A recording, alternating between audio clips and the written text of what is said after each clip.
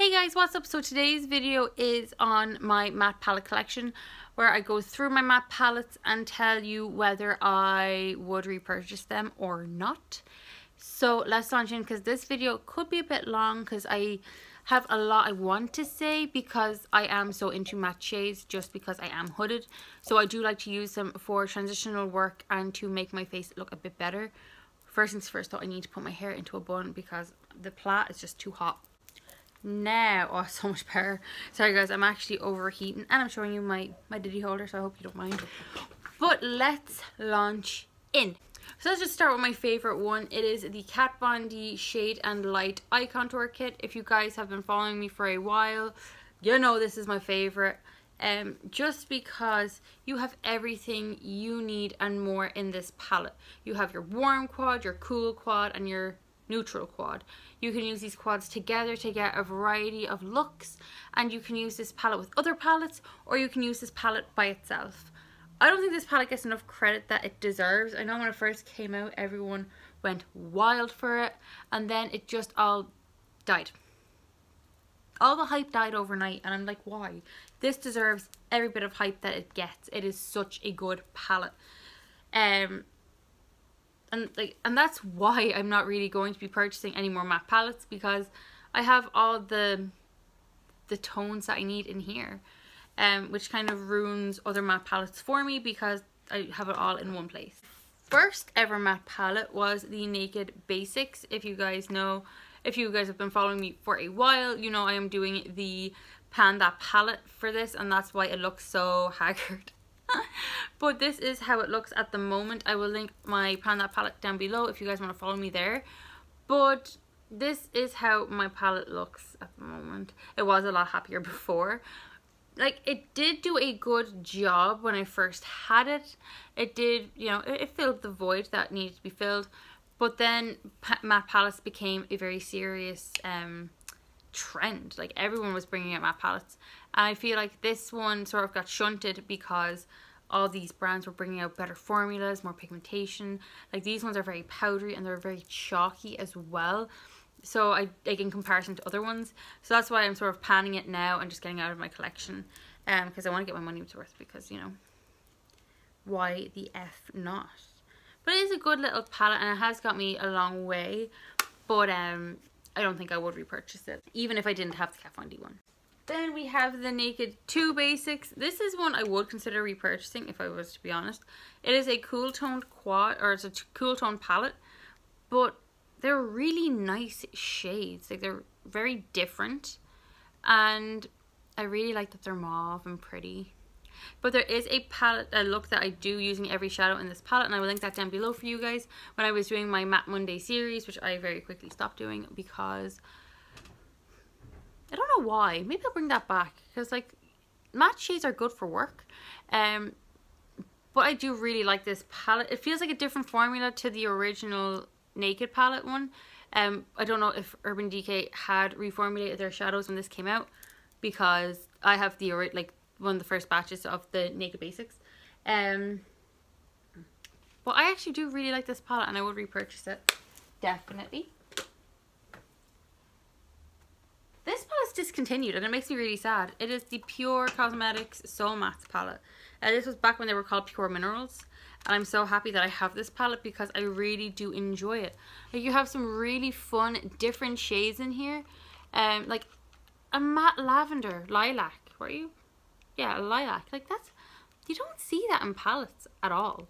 You have some really nice oranges and warm tones. You have some pinks and burgundies. Like, you have a brow bone shade. I like this palette, and it has a really good tint to it. And you have a really nice mirror, which I like as well. Doesn't have a matte black, but I'm okay with that because I have matte blacks in other palettes. And I don't think a matte black is essential, but I do really like how this palette looks. Then we have the Tarte Tartelette palette. I bought mine when I was on holidays in the States. You can get Tarte delivered to Ireland, but it's a bit expensive when you have the tax and postage and packaging included, and then you might get taxed again by customs charges when you bring them in, so it just wasn't worth the risk to me. But this is the palette, and I actually really like this one. I like that you have cool tones, neutral tones, and rose tones. But honest, because I do have the Plum Quad, which has these kind of shades in it, and I prefer that formula, if I'm to be honest. I kind of found this palette to be a bit chalky and a bit powdery, as opposed to the Kat Von D ones, which are very smooth and very pigmented. Would I repurchase this palette? No. The fact that it's very hard to get it in Ireland, that kind of makes me not want to purchase it again. But like, I'm going over for my honeymoon, and this isn't on my doubles list. The Lorac Pro palettes, however, are. And I will be buying, well, I won't be buying doubles of all of them. I'll be buying doubles of the original one, and I want to have a go of the fourth one. The fourth one looks really nice. Yeah.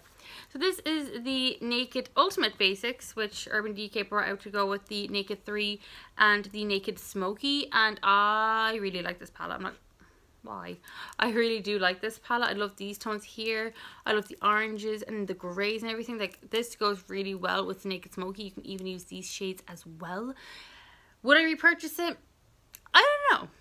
I don't really go to this palette that often, but when I do, I really enjoy it, if that makes sense. And it's the same with the Naked Basics. Like, I do have the Naked Basics Original and 2 on my vanity in these little drawers right, oh my god, stop, right here, if you can see them, but like my cups are on top, just to get more use out of them. Like, I have little baby palettes in there now, just to stop using my everyday stuff, because you get into a rut and then it's a waste of all your makeup that you have behind you. So I think this might go on my vanity for a while when I've panned a good bit of my Naked Basics. I might bring this out because like these shadows would actually go really well with the Naked Original, and the rose tones are just really pretty. But we'll wait and see. And the packaging is just beautiful. I really do like the new matte formula for Urban Decay. I think it's really, really good. It's really promising. Yeah, I just really like it. I did not purchase the Petite Heat because I don't need it. And I can't believe I've actually said it out loud, which is very liberating, because I'm sorry, but if I get like people saying that I'm being over dramatic by saying that's liberating, no. Because there was a time when if there was something new coming out, I'd have to buy it. If I had it 10 times in my collection, I'd still have to buy it. And it's getting to a stage now where I'm like, I'm taking a step back and I'm sort of like, do I actually need it? And like when I have, like I'll show you what I have. A palette that looks like this. I just feel like I don't need the Petite Heat or the Naked Basics for that matter. The Naked Basics 2 I justify because I actually don't really have many cool tones in here. I don't have any cool toned mauves. So I do justify having that one. But I do have these like purpley red shades that are in the Naked Ultimate Basics. I have the oranges and purples that would be in the Naked Heat. And I have the neutral shades that are in the Naked Heat, Basics Original. So that's why I'm sort of like, I don't really need them. It isn't me pooing all over Urban Decay, because Urban Decay are an excellent brand and they're very consistent with their products. And I'm a very happy consumer of Urban Decay. But, and I will link my palette collection video down below to prove my point if you want to watch it. You don't have to if you don't want to. But I do feel like when you have as much makeup as I have, not me bragging, it's me actually stating a very disturbing fact that I own that much makeup. Although watching Angie's new video on her new vanity did make me feel a hell of a lot better about my makeup collection. Sorry Angie, but it's true. I'm trying to avoid me having a ridiculous amount of makeup that I don't need, because I already have a lot of stuff here. Like I have, yeah, like I just don't need it. Like the fact that I have the Nude Beach and the and the Naked Heat, which turned out to be very different palettes when I put them on my eyes, because I did I did one eye the Naked Heat, the one eye the Nude Beach, just to see how similar they were. And they were totally different. So that did make me feel a bit better. But I can't justify spending €30 on a £6 palette that I have in here again and again. And I have a lot more of a range in here as well than in the Naked Heat. If you enjoy the Naked Heat Petite, or the Petite Heat Yeah, it's petite, isn't it? I don't know. But if you enjoy that palette, it's not me dissing it. I haven't even tried it, so I can't say it's shit, or I can't like make fun of it or anything, because I wouldn't do that. Like, it's not my place to ridicule makeup. Like, what, like, I'm not a makeup artist. I don't know jack about the like professional side of it. But I just feel like as a consumer, I have a lot of product in this palette, and I don't need I don't need an orange palette because, or an orange matte palette, because I have so many orange shades in here. But can you tell they're like my favorite kind of shades? Does that give it away? But yes. I'm very quickly going to go through the Kat Von D quads. If you're not interested in the Kat Von D quads, it's fine. You can fast forward if you want. But I want to talk about them because some people might be interested. I purchased all this by myself, by the way, or I had it gifted to me by friends and family. This is like, I have never been sent an item in my life. Just saying. My Kat has 4 quads, and they are all matte.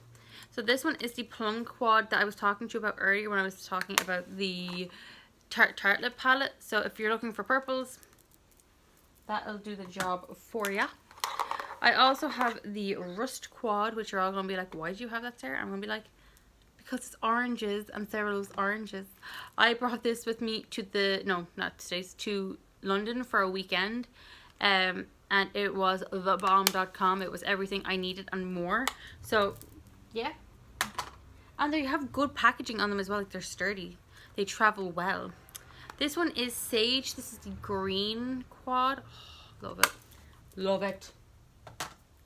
And finally, my most used one, surprisingly, which is Smoke. And it is the cool toned quad. I was not expecting to love this palette as much as I do. I paired this up with the original Shade and Light palette using the cool tone quad in there as well, just to give like proper definition going on, and I love it. If you want to see tutorials with these, by all means let me know in the comment section down below, and I will be all over that for you. But I do actually really like these. I'm not looking for sponsorship from Kat Von D. I have like 26 subscribers. She doesn't know who I am. She probably will never know who I am. And I'm not looking to kiss ass. Like, if something was bad, I would say it's bad. But her matte formula is awesome. Has to be said. If she did a colourful matte palette, I would shit everywhere because it's just so good. And that is it, you guys. That is my matte palette collection breakdown video. So out of all the matte palettes that I own, I would only repurchase the Kat Von D matte quads, the Shade and Light palette, and the Urban Decay Naked 2 Basics. And if Pure Minerals still made the Soul Mask palette, I would probably purchase that as well. I